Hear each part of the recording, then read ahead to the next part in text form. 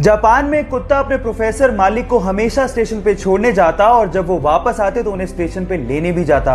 ये सिलसिला काफी दिनों तक चलते रहा। एक दिन वो कुत्ता अपने प्रोफेसर मालिक को छोड़ने गया, लेकिन जब वो वापस लेने गया तो प्रोफेसर वापस ही नहीं आए, क्योंकि प्रोफेसर की क्लास लेते वक्त हार्ट अटैक की वजह से मृत्यु हो गई थी।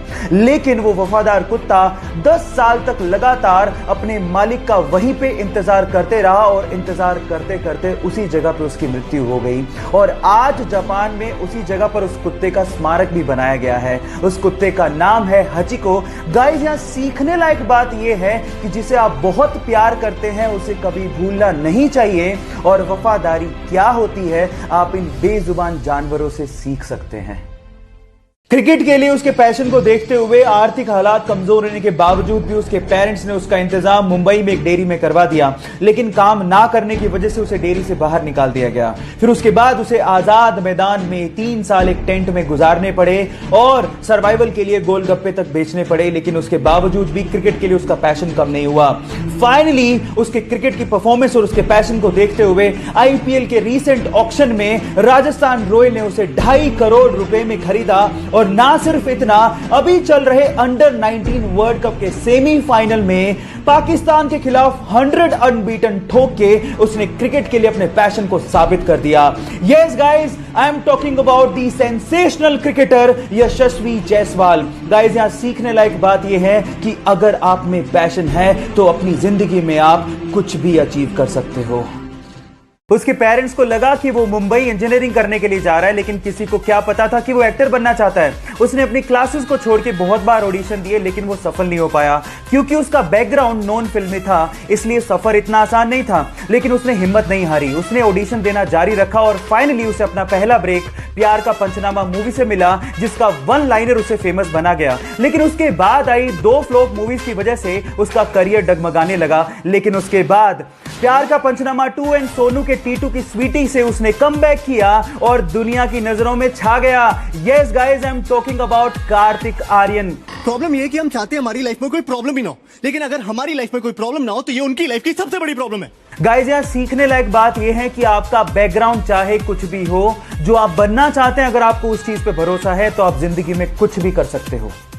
इंडिया के जोधपुर सिटी में रहने वाले इस कपल ने बहुत सारे बिजनेस ट्राई किए, लेकिन सब में असफल रहे। वो कुछ क्रिएटिव करना चाहते थे, लेकिन कुछ दिमाग में नहीं आ रहा था। एक दिन उनको कबाड़ में पड़ा हुआ एक टिन का डब्बा मिला। उन्होंने सोचा कि क्यों ना इसी को रिसाइकिल किया जाए, और फाइनली उन्होंने उसी टिन के डब्बे को एक खूबसूरत बैठने वाले स्टूल में कन्वर्ट कर डाला। अब लाइफ को चेंज कर देने वाला एक धांसू आइडिया उनके सामने था। जिस चीज को लोग वेस्ट समझते थे, उसी को ही उन्होंने क्रिएटिव प्रोडक्ट में बदलना शुरू कर दिया था। पहला ऑर्डर उन्हें डेनमार्क से मिला और देखते ही देखते उन्होंने एक ऐसी कंपनी खड़ी कर डाली जो कि 36 देशों में अपना बिजनेस करती है और आज इंडिया की सबसे बड़ी रीसाइकिल हैंडीक्राफ्ट कंपनी है। Yes guys, I am talking about Preeti international. Guys, यहां सीखने लायक बात यह है कि एक आइडिया आपकी दुनिया बदल सकता है, तो आपका वो आइडिया कौन सा है? चैट में जरूर बताइएगा।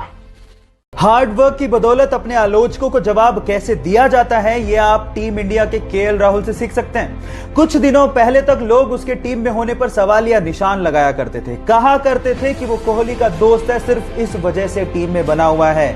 लेकिन न्यूजीलैंड के खिलाफ हुई हालिया T20 सीरीज में अपनी परफॉर्मेंस के बदौलत उसने साबित कर दिया कि वो अपने दम पर टीम में है। उसने ना सिर्फ विकेट कीपिंग की, जरूरत पड़ने पर उसने कप्तानी भी की और सबसे ज्यादा सीरीज में रन बनाकर मैन ऑफ द सीरीज भी बना। और गाइस, यहां सीखने लायक बात यह है कि आलोचक चाहे कुछ भी कहते हो, अगर आपको अपने आप पे विश्वास है तो आप जिंदगी में कुछ भी अचीव कर सकते हो। कोलकाता का एक पिता अपने 3 साल के बेटे को लेकर ऑस्ट्रेलिया और इंग्लैंड के बीच का मैच देख रहा था।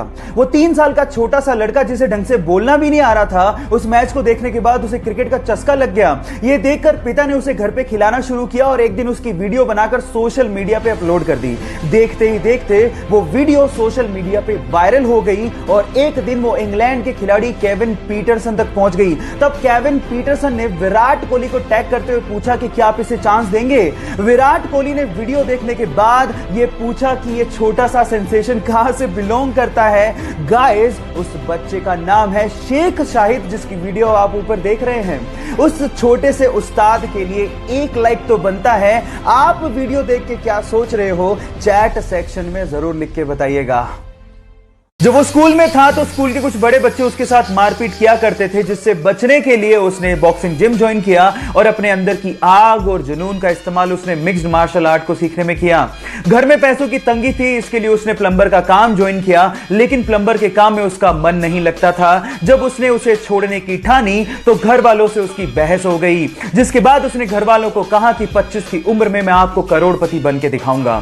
फिर उसने अपनी फाइटिंग स्किल्स पे काम शुरू किया और उसके बाद 2007 में उसने अपनी पहली यूएफसी फाइट लड़ी और उसमें धमाकेदार जीत दर्ज की और उसके बाद उसने पीछे मुड़ के कभी नहीं देखा और आज वो पूरे विश्व में सबसे महंगा यूएफसी फाइटर है। Yes guys, I am talking about the notorious Conor McGregor. Guys, यहां सीखने लायक बात यह है कि अगर आपके अंदर किसी चीज को लेकर जुनून हो तो आप जिंदगी में कुछ भी अचीव कर सकते हो।